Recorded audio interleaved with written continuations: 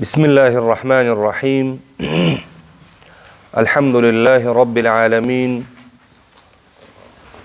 والصلاة والسلام على رسوله الكريم محمد وعلى آله وأصحابه أجمعين. ادغام متقاربين تام. دریم ادغام د ذات په لحاظ سره هغه ادغام متقاربین تام ده. متقاربینو کې به سبب څه شی وي؟ تقارب به وي. تقارب مې درته ویل څه ته وایي؟ نږدېوالی. څه معنا نږدېوالی؟ دغه دواړه حروف چې یو پټیږي او بل یې پټوي، پټېدونکي ته څه شی وایي؟ مدغم. پټونکي ته څه شی وایي؟ مدغم فیه. اولنی حرف څه شی ده؟ مدغم. دویم حرف څه ده؟ اولنی حرف به څنګه وي؟ ساکن. دویم حرف به څنګه وي؟ متحرک. دا دواړه سره چې یو ځای شو سبب دلته څه شی شو؟ تقارب. او دغه چې سبب تقارب شو د ادغام ته بیا څه وایي؟ متقاربین. دغه متقاربین دا هم لکه متجانسین غوندې دا به هم تام او ناقص لري. دې کې هم کله تام کېږي او کله به ناقص کېږي. خو متقاربن دې ته ویل کېږي داسې دوه حروف سره یو ځای شي، داسې دوه حروف سره یو ځای شي چې مخرجونه یو بل ته نږدې وي، چې مخرجونه یو بل ته نږدې وي، لکه قاف او کاف. نږدې دي که نه دي؟ دا خو بیخي نږدې دي. لکه لام نون او را، دا بیخي نږدې دي. خو ځینې حروف نور هم کېدلی شي چې یو مخرجونه یو بل ته نږدې واوسېږي. دا ممکن دي. دا به انشاءالله وروسته مثالونو کې راشي. نو قریب المخرج وي. څه شی وي؟ قریب المخرج. نو چې قریب المخرج وي د دې سبب ته بیا کوم نوم اخلي؟ تقارب. دا اصطلاحات درنه بیرته هېرېږي. زه ګوره تاوم راتاوم چې تاسو په ذهنونو کې دا خبرې ځای کړمه. دې سبب به څه شی وي؟ تقارب به وي. دغه تقارب چې قریب المخرج یعنی مخرجونه یو بل ته نږدې وي. په داسې شان سره ادا شي چې اولنی حرف چې هر څه شی وي دا په دوام حرف کې داسې مدغم شي که اثر پاتې شو متقارب ناقص به وي او که اثر پاتې نشو متقارب تام به وي. صحیح شو؟ لکه مثلا الم نخلقکم، قاف او کاف. دا یو کلمه ده په قرآن مجید کې د امام حفص د روایت مطابق د کې متجانس تام او متجانس هغه دواړه جایز دي، خو تام پکې اولا ده. تام پکې اولا ده، بهتره ده چې قاف اثر باید پکې دلته ښکاره نشي. اوس مثلا الم نخلقکم، سورة مرسلات خبره ورته کومه. الم نخلق لک قاف څه شو؟ ختم شو. دا بهتره ده چې داسې وویل شي. او ناقص هم پکې جایز ده. الم نخلقکم لږ غوندې د قاف اثر به راولې. یو څوک چې خواته هغه پوه شي دلته یو بل څه شی خو مشته خو دا واضحه کېږي نه، ځکه چې هغه څه پټ شوی دی. خو لږ غوندې لکه یو څوک چې دروازې ته ننوځي کله کله د لمنې په دروازه کې ونښلي، ښکاره کېږي چې څوک ورننوتی ده، دا اثر یې معلومیږي. نو ادغام تام او ادغام ناقص دا معنا مکمل مدغم شو تام ده او مکمل مدغم نشو هغه ناقص ده. خو په مثلینو کې ناقص نشي راتلی، متجانس او متقارب کې تام او ناقص دواړه راتلی شي. یعنی که چېرته متجانس کې یا متقارب کې مکمل مدغم شوی هغه به ادغام متجانس او ادغام متقارب تام به وي، او که مکمل نه مدغم شوی که هغه متجانس که متقارب یا به څه وي؟ ناقص وي. مثالونو ته وګورئ.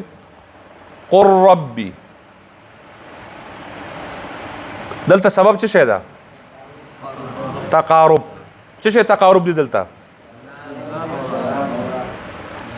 لام او را. متقارب خو دی که نه؟ سر خو په اخلاص دی انشاءالله. لام او را ته په اعتبار د مخرج سره کوم حروف وایي؟ طرفیه. ښه. اوس دا اولنی حرف چې لام ده دا به په دې دویم حرف کې مکمل مدغم شي. قل ربي به نه وایو، قل ربي. قر ربي یعنی د قاف به ډایرکټ د لام سره وجنګېږي او لام به څه شي؟ مدغم شي او را به تلفظ شي. لام به ختم شي او قاف به ډایرکټ د را سره وصل شي.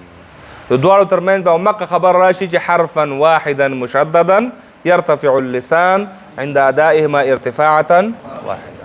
ادغام هغه تعریف مکمل باید دلته صدق وکړي، دلته باید ثابت شي، عمل کې باید ثابت شي. نو اولنې مدغم دلته کم حرف ده؟ لام. او مدغم فيه را. سبب دلته څه ده؟ سبب تقارب. شرط هم پوره ده. شرط څه شی ده؟ اول ساکن دوهم نو چیشته ګورې نو مدغم یې کوي، نو سبب هم راغلی ده او شرط هم پوره ده، نو به کتل چې ده پکار دي. نو قر ربي صحیح شو دا. مینوال بل مثال وګورئ. بره مثال چې و هغه د تامو، او د ناقص یو مثال درته ښیي. مینوال دلته نون او واو، نون او واو دي تقارب کې دي، ځکه هم مخرج هم نه دي او مثلین هم نه دي. کله چې مثلین هم نشو او قریب المخرج خو خپله پاتې کېږي قریب المخرج ته، ځکه متجانس هم نه ده مثلین هم نه ده. نو چېرته چی ته پاتې شو؟ دریم کټګوري کې راغله. دریم کټګوري څه ده؟ تقارب ده. دلته سبب تقارب ده. چې کله سبب تقارب شو دې ادغام ته به څه وایي؟ متقاربین. متقاربین کې مطلب چې تام او ناقص دواړه کېږي. د تام مثال وشو، او د ناقص مثال درته ښیي.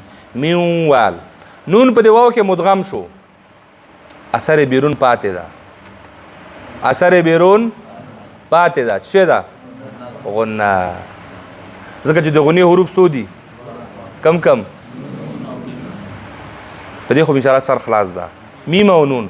نون کې خو نون خو بغیر د غنې نه پاتې کېدی نشي. دلته نون پټ ده. اوس موږ میم جنګو او سره میووال. خو تاسو وایئ چې د دې خلک دا میووال وایي. میووال وایي هغه بل دلته چا پوښتنه مو کوله، دلته خو غنه نشته وایي. مې غنه خو شته خو تی نه کوې، غنه خو شته خو ته نه کوې. نو دا غلط زده کړي او د غنې پیښې کوي پکې. میووال میووال چا غنه کړله؟ نو او مای یقول څه وایي؟ مای یقولو. مای دا غنه نه ده، دا په غنه کې جالکاري ده. غنه هغه اواز ته وایي چې د کوم ځای نه وځي، دا ته کوم ځای نه راباسي. نو خولې نه چې کوم اواز وځي هغه غنه کېدی شي. مای یقولو، مای څه تغییر راځي؟ هغه اواز چې پوه مای دا غنه ده. صحیح شو؟ مای یقولو میوال. دلته نون په واو کې مدغم شو، اثر چې بیرون پاتې دغه څه ده؟ همدغه ته ویل کېږي دا اوس ادغام متقارب ده خو ناقص. نقص په څه شي کې ده؟ نقص یعنې نقصان غلطي نه. یعنې دا نقص ولې ورته وایي؟ ناقص ورته ولې وایي؟ ځکه چې ادغام کې چې کوم مونږ ویلو چې مکمل مدغم شي، مکمل نه دی مدغم شوی، اثر بیرون پاتې ده. همدغه اثر د بیرون د پاتې کېدو د وجې دا ادغام متقارب ده خو ناقص. صحیح شو؟ ها په لفظ علم نخلقکم کې دا خو ما تاسو ته وویلې، خو دلته کتاب کې بیا هم ذکر شوی د قاف صفت استعلا باقي ساتلو سره وویلی شي په دې لفظ کې ادغام ناقص جایز او تام پکې بهتر ده.